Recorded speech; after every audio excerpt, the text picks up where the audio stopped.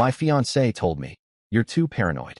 Then I checked our Ring camera. She was letting someone in at 2:37 a.m. He said, "Same time tomorrow?" The first time I heard the noise, I told myself it was the wind. It was easier that way. Our neighborhood was quiet, the kind of suburban stretch where people left Christmas lights up until March and jogged with headlamps at dawn. Still, that night, something in the air felt different, heavier, like static before a storm. The clock beside my bed blinked 2:37 a.m. in dim blue light. Next to me, Alara shifted and mumbled something half asleep. She'd been out late again, claiming a marketing strategy meeting ran long. I believed her the first few times. But lately, her stories didn't line up.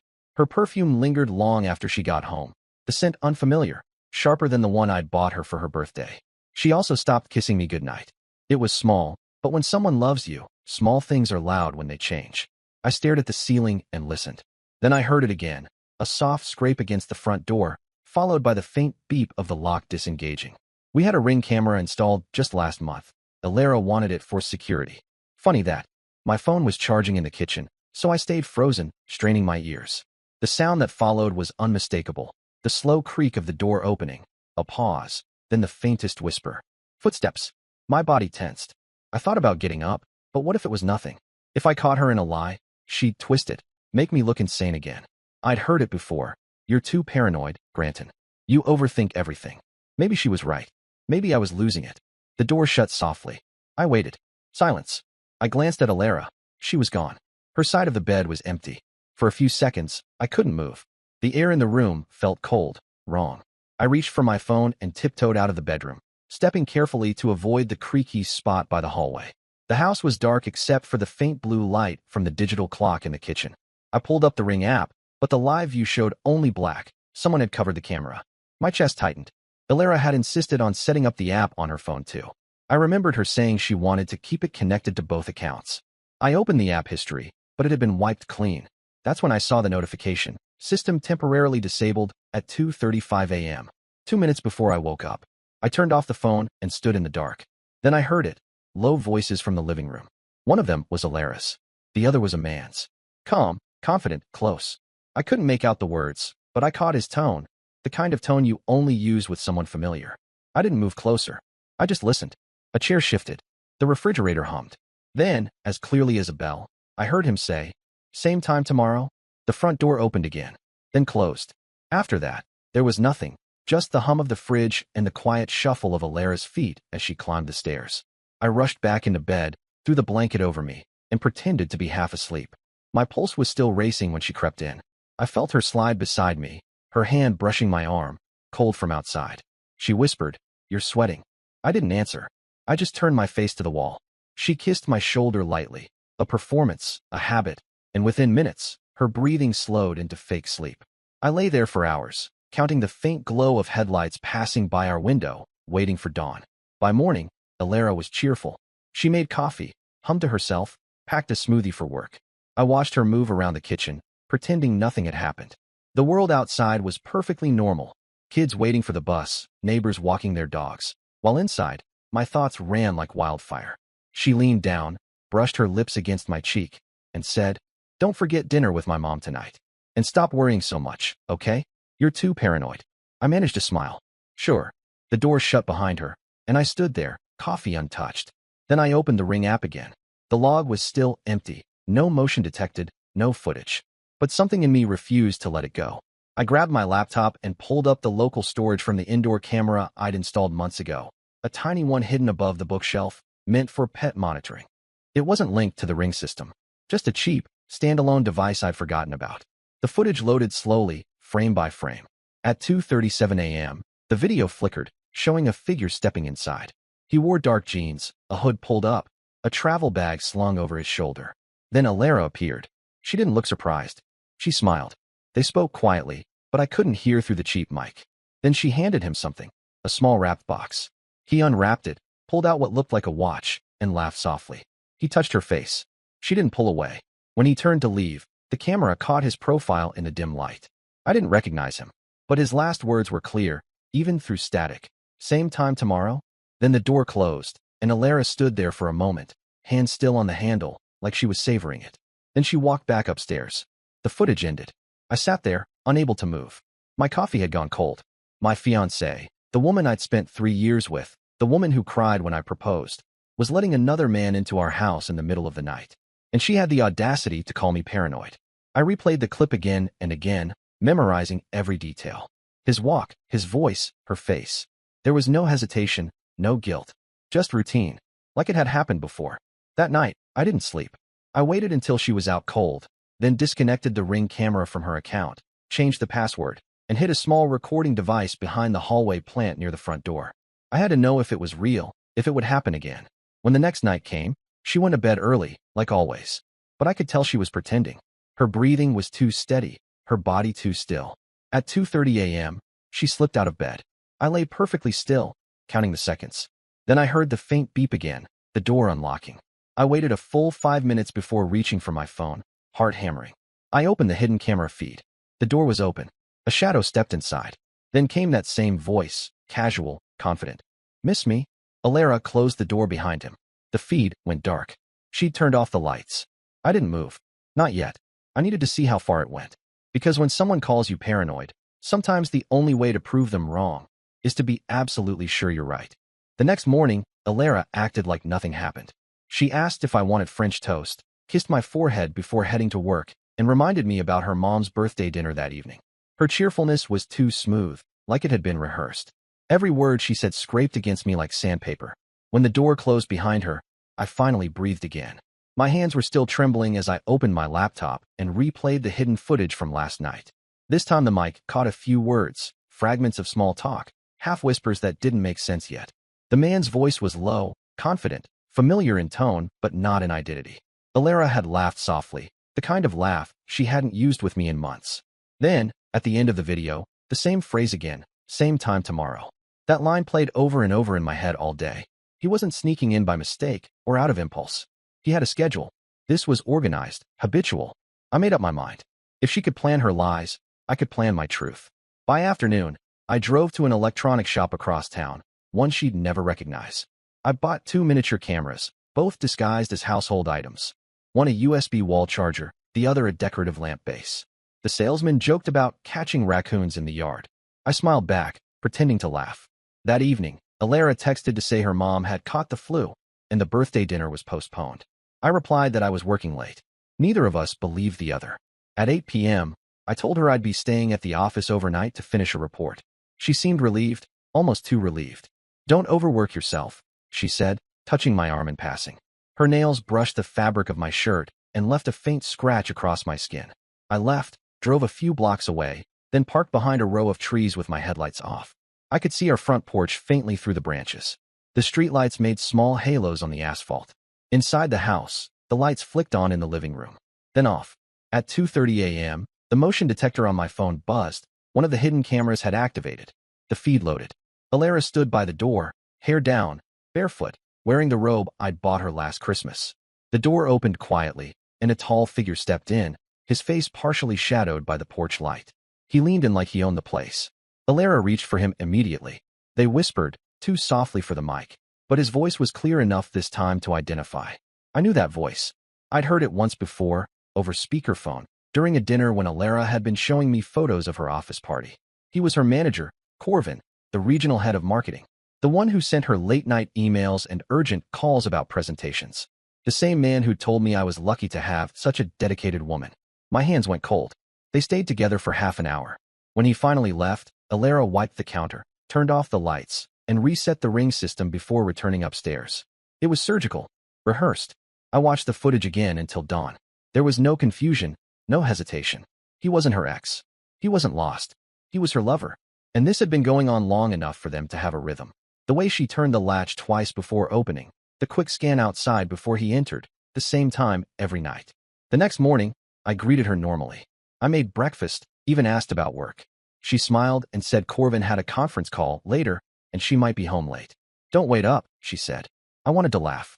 Instead, I kissed her cheek and told her to drive safe. When she left, I opened my laptop again. Corvin's name was easy to find online. Regional director of a major advertising firm, husband of Leora, a woman who looked like she belonged in magazine spreads. There were dozens of photos of them together at corporate events, charity galas, vacations. The contrast between him and me was painful. Polished, older, wealthy. The kind of man Alara used to joke she'd never fall for. Their company website listed Leora as head of communications. Same firm.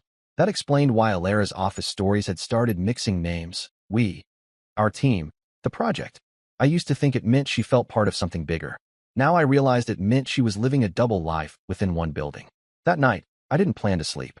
I moved one of the cameras to the bedroom, just in case, and set the motion alerts to my smartwatch. I even turned off all lights except the one in the hallway to make it look like I'd gone to bed early. At 2:33 a.m., the alert came through. This time, the footage didn't show the door opening. Instead, it showed Alara walking to the window, sliding it open, and whispering to someone outside. Then she reached out her hand. He climbed in, through the window. That broke something in me. Not because of the cheating. I'd already processed that shock, but because of the casual confidence. She didn't even try to hide it anymore. When they moved toward the living room, I switched to the second camera feed. I watched them laugh quietly as she poured wine, sitting close on the couch, her head resting on his shoulder. The familiarity between them felt older than the year we'd been engaged. It was the comfort of repetition. The recording captured only fragments of conversation, but one line came through clearly. Corvin said, "She'll never find out. She trusts me." Alara replied something I couldn't make out, then both laughed. At some point, they stopped talking. The camera auto-adjusted for motion. The timestamp read 2:57 a.m. That was enough for me. I turned off the monitor and stared at the wall. The room around me felt smaller than ever. The same walls we painted together, the same rug we bought on sale, the same sofa where she'd once fallen asleep on my shoulder while watching movies. Every memory of us had become contaminated, like someone had poured ink into clean water. When dawn arrived, she woke up early again, humming like before. She didn't notice the tiny red light inside the charger by the kitchen counter. She didn't notice that her disabled Ring app was no longer linked to her phone. But she did notice something else, my silence. "Everything okay?" she asked, pouring coffee. "Fine," I said. "Just work stuff?" She studied me for a second, her expression unreadable. Then she smiled, reached across the counter, and squeezed my hand. "You really should trust me more," she said lightly. I smiled back. "You're right." And at that moment, I meant it. Not because I believed her, but because I finally knew she was lying. I spent the day gathering evidence. I downloaded all the video files, organized them by timestamp, and transferred copies to an external drive. I created 2 versions, one for myself and one labeled "in case of emergency." I wasn't sure what I'd do with them yet. Revenge? Confrontation? Exposure? But I knew I wanted her to feel exactly what I'd felt. Uncertainty, fear, the sense that someone was watching. That night, I left her a note on the kitchen counter before pretending to leave for work again. It said simply, "Don't wait up. I trust you." Then I parked nearby again, waiting. At 2:37 a.m., right on cue, she appeared at the door. But this time, before she could open it, the porch light flickered on, remotely triggered by me. She froze, hand on the handle. The man's silhouette stood outside, confused. They both looked around, uncertain. Then she whispered something and shut the door quickly. The man disappeared down the street.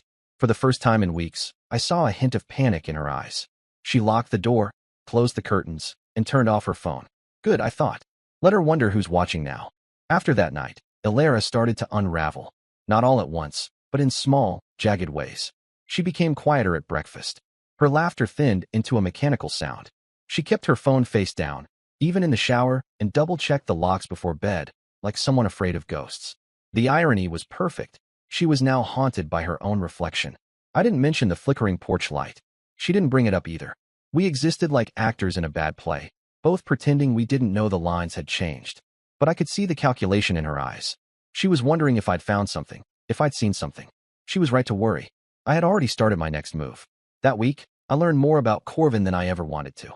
His company biography painted him as a visionary leader in marketing strategy, which I translated as man with too much ego and not enough morals. Public records showed he owned a house on Ridgeview Drive, one of those places with glass walls, imported trees, and a view designed to make other people feel small. But what caught my attention wasn't the house. It was the name on the mortgage. Leora Whitmore, his wife. I didn't know much about her yet, only what social media showed. An elegant woman who ran a charity for single mothers, a few tasteful posts about events, and a recent photo of her and Corvin at a holiday gala. They looked happy, though now I knew better. Her charity was hosting a fundraiser that Friday night. Tickets were public, $50 apiece. I bought 2, one for myself, one to justify my presence. The event was at a downtown art gallery, all soft jazz and wine glasses clinking under dim golden lights. People drifted from painting to painting, murmuring about brushstrokes they didn't understand. I kept my distance until I saw her, Leora, standing near a tall sculpture, speaking with donors. She carried herself like someone who'd learned to live around disappointment. Her smile was warm, but never reached her eyes. When the crowd thinned, I approached, pretending mild curiosity about the exhibit. I introduced myself under a false pretext, said I was a local business owner interested in sponsoring next year's event. She thanked me, polite and composed. But as we spoke, I saw a flicker of something in her expression, a subtle crack. Her phone buzzed on the table beside her. She glanced down, frowned, then locked it quickly. "Everything okay?" I asked. She hesitated before saying, "Just work. My husband tends to forget I have my own schedule." Her tone carried that faint bitterness of someone who's been covering for another person too long. I knew that tone too well. We spoke for 10 more minutes, about art, charity, surface-level things. But by the end, I'd learned enough. She wasn't oblivious. She was tired. She knew something wasn't right, but she didn't have proof. Before leaving, I offered to donate to her cause directly and asked for her contact email. She gave it without hesitation. The next day, I sent a message under the same pretext, praising the event and asking if I could meet again to discuss sponsorship. She agreed. We met at a quiet cafe 2 afternoons later. This time, her guard was lower. There were dark circles under her eyes. When I mentioned that I'd once worked near her husband's company, she laughed dryly and said, "Then you probably know how many late nights they work." The way she said it told me everything. I told her, carefully, that I believed Corvin was seeing someone from the office. I didn't mention names at first. She went still, stirring her coffee without looking at me. "Do you have proof?" she asked. I nodded. Then I showed her one still frame from my hidden camera, just enough to see Corvin's profile, his watch glinting under the kitchen light, his hand on Alara's shoulder. No faces beyond his. Leora's eyes widened. Then she looked away, pressing a hand to her mouth. She didn't ask how I'd gotten it. She just whispered, "I knew it." For a moment, I felt pity for her. Betrayal is an equalizer. No matter how different people are, it breaks them the same way. When she calmed down, she asked the woman's name. I told her, "Alara." Her expression changed from pain to disgust. "She's in my husband's division," she said quietly. "I met her once." She smiled like a politician. We sat in silence for a while, the hum of espresso machines filling the space. Then she looked at me again and asked, "What do you want to do?" That question hung between us, heavy and deliberate. I told her I didn't want revenge. I wanted exposure. She nodded slowly, eyes narrowing with purpose. "Then let's give them the stage they deserve." Over the next week, we planned everything in secret. Leora knew the internal schedules, the HR calendar, upcoming performance reviews, office events. There was a mandatory staff retreat coming up, a weekend conference where department heads would present updates and team goals. Corbin was slated to give a keynote speech. Alara was handling the presentation visuals. Perfect. Leora reached out to a contact in HR, subtly hinting that her husband's department needed a compliance review due to irregularities. That meant the company's IT security would automatically audit work accounts and emails for inappropriate communications. It was standard procedure, but deadly for cheaters who mixed business with pleasure. Meanwhile, I prepared my own insurance. I compiled every timestamp, every clip, every shred of evidence into a folder labeled Midnight Meetings. I attached one copy to an anonymous email draft addressed to the company's ethics board. Another went to Leora, in case something happened to mine. Alara, meanwhile, began cracking under invisible pressure. She started sleeping in the guest room because of my snoring. She took calls outside. She deleted texts mid-swipe if I entered the room. Once, I caught her staring at the front door camera for a full minute before switching it off again. When she left for work, she lingered longer by the mirror, like she was rehearsing calmness. But her hands trembled. I could almost hear her thoughts. What does he know? How much did he see? Friday arrived. Leora sent me a message that morning. 3 words. Audit scheduled Monday. That meant Corvin and Alara had the weekend to hang themselves. That night, I told Alara I'd be visiting my brother out of town. She barely reacted, just nodded, distracted, scrolling through her phone. I drove 3 blocks away, parked again, and waited. At 2:37 a.m., right on schedule, Corvin's car pulled up. But this time, Alara didn't open the door. She stood by the window, arms folded, talking through the glass. The camera's mic caught fragments. Her voice was sharp, impatient. She said something like, "You promised, and it's not enough." Corvin raised his voice slightly, saying something about timing and risk. That's when I realized it wasn't just an affair. She'd been leveraging him, using their relationship to get promotions, bonuses, maybe more. She was blackmailing him. The argument ended abruptly when she opened the door halfway, took a small envelope from him, and shut it again. He left without looking back. I stared at the footage, stunned. She hadn't just betrayed me. She'd built an entire system out of it. The next morning, Leora called. She sounded composed, almost peaceful. I have everything I need, she said. He's been forwarding company funds to her through expense reports. They found the receipts. That afternoon, Corvin was suspended pending investigation. Alara didn't come home that night. I didn't call her. I didn't need to. Because for the first time since this all began, I didn't feel paranoid anymore. I felt free. The morning after Corvin's suspension, the silence in our house felt unnatural, like the air had been drained out and replaced with tension. Alara didn't text, didn't call, didn't even leave her usual morning note. Her toothbrush was still on the counter, but half her clothes were gone from the closet. The robe she'd worn during those secret nights was missing too. I wasn't surprised. When people like her lose control, they run. I made coffee anyway.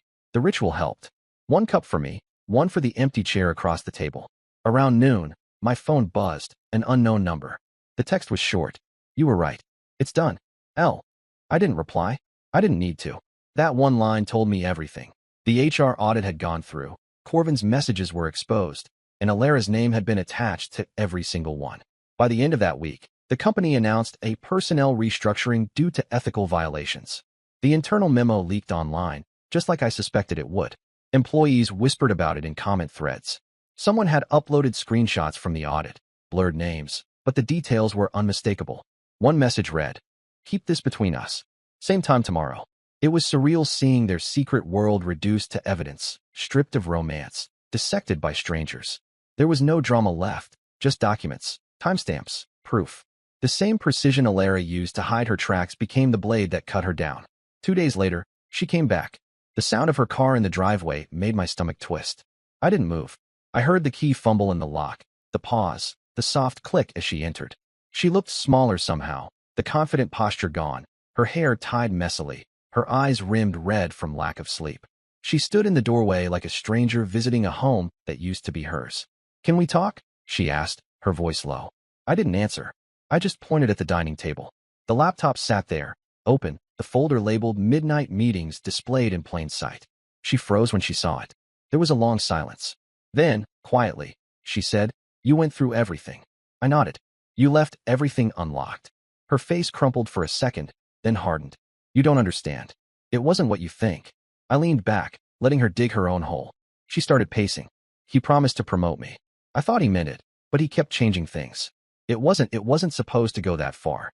So it was supposed to go how far exactly?" I asked calmly. She stopped walking. "I made mistakes, okay? But I was trying to build something, for us. For our future. I didn't want to depend on you forever." The words hit me like ice water. Depend on me. That was her version of love, a ledger, not a connection. I didn't speak. I just opened another tab on the laptop, an email draft addressed to her parents. Their names in bold, attachments already loaded. Screenshots, videos, timestamps. Her eyes widened when she realized what it was. "You wouldn't," she whispered. I closed the laptop slowly. Already did. She stood there, motionless. Then she exhaled sharply, like someone accepting defeat. "You think this makes you better than me?" she said, voice trembling. "You think exposing me will fix what's broken in you?" I met her gaze. It already did. That was the last thing I said to her in person. She packed what little was left, a few clothes, a half-empty perfume bottle, the ring she'd once worn with pride now left on the counter like loose change. When she walked out, she didn't look back. Over the next few days, the fallout spread like wildfire. Corvin's suspension turned into termination after Leora filed for separation and released internal emails showing financial misconduct. Apparently, he'd been rerouting expense accounts to fund client meetings that were actually nights with Alara. Leora didn't stop there. She donated part of his seized assets to her own charity, a poetic kind of justice. She sent me one last message afterward. Closure achieved. Take care of yourself. Alara, meanwhile, tried to rebuild. Or at least, she pretended to. I started hearing things from mutual acquaintances, that she'd moved into a smaller apartment, that she was doing freelance work, that she'd been blacklisted from several firms due to conflict of interest. Her parents reached out once, asking what happened. I told them the truth, minus the details. They apologized, for her, for me, for everything they hadn't seen. It didn't change much, but it closed the last open wound. A month later, I received a letter with no return address. The handwriting was hers. Inside was a single line. I still think you were too paranoid. There was no apology, no remorse. Just that same mocking phrase, the one she used to disarm me when I got too close to the truth. I folded the letter, set it in the fireplace, and watched it burn. After that, I left the city. I didn't tell anyone where I was going. I rented a small apartment near the coast, started working remotely, and built new routines. No cameras, no ring systems, no late-night alarms.